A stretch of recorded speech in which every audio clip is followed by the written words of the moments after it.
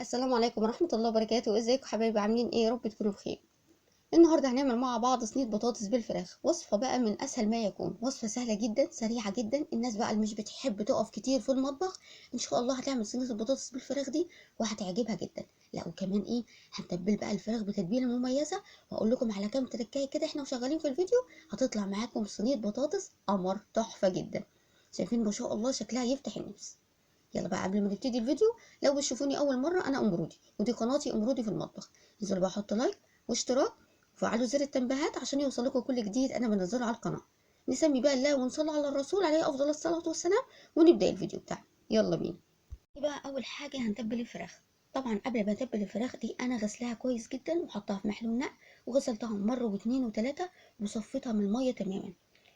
نزلت بقى بطماطمتين مبشورين وكمان عندي بصلايه مبشوره، وهبتدي انزل بالتوابل واحده واحده، فلفل اسود وكزبره ناشفه، وكمان هنزل بمكعب مرق، تقدري تستبدلي بملح، ومعلقه ملح صغيره لان انا حاطه مرق، وكمان نزلت بتوم بودر وبابريكا، وتقدري كمان تضيفي اي توابل انت عايزاها او بتفضليها.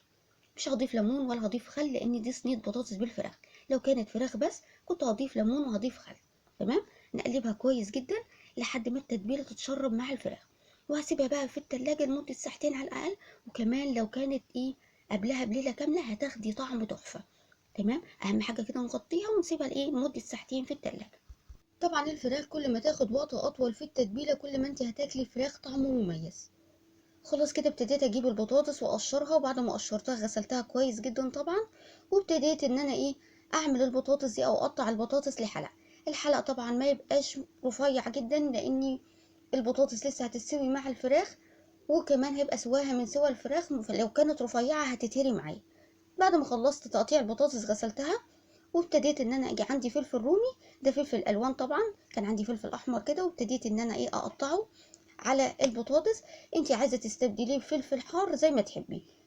قطعت بقى الفلفل الاخضر والفلفل الاحمر، وعندي هنا بصلايه ابتديت برضو ان انا اقطعها حلق، بصلايه صغيره ما تكونش كبيره، وهبتدي بقى ابهر البطاطس دي بنفس البهارات اللي انا بهرت بيها الفراخ، بس هزود فص توم مهروس.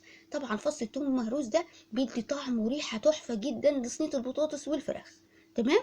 ابتديت بقى افرك الخضار كله مع بعض كده مع التوابل وفص الثوم، وكانت الريحه طبعا تحفه جدا. جبت بقى الصينيه اللي انا هسوي فيها الفراخ والبطاطس، وحطيت كميه البطاطس كلها كده في قاع الصينيه ووزعتها.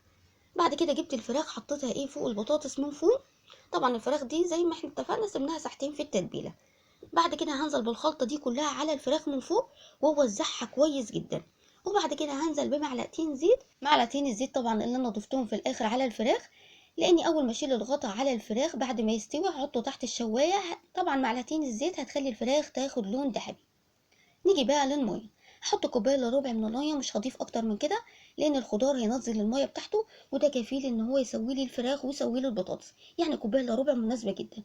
نيجي بقى للتسويه. هغطي طبعا صينيه الفراخ دي كويس او صينيه البطاطس بالفراخ، واحطها في الرف الاخير في الفرن اول ربع ساعه على نار عاليه. اول ما تغلي كده ههدي النار لحد ما تستوي. اول ما تستوي كده هكشف الغطا واحطها تحت الشوايه ايه تاخد لون ذهبي من فوق. ايه رايكم بقى؟ ده شكلها بعد ما طلعت طبعا من الفرن واخدت اللون المظبوط، لونها تحفه ومميز جدا. عملت جنبها او انا كنت عامله جنبها محشي. انت بقى عايزه تعملي جنبها رز حبه وحبه، رز بالشعريه، رز ابيض زي ما تحبي. انا طريقه المحشي طبعا ما جبتهاش معاكم لان انا عملته كتير قوي معاكم قبل كده. تمام. شايفين شكل صينيه البطاطس تفتح النفس. بتمنى النهارده طريقه صينيه البطاطس بالفراخ تكون عجبتكم. لو عجبتكم بقى ما تنسوش اللايك والاشتراك في القناه وتفعيل زر الجرس على الكل عشان يوصل لكم كل جديد وكل شعار انا بنزله على القناه.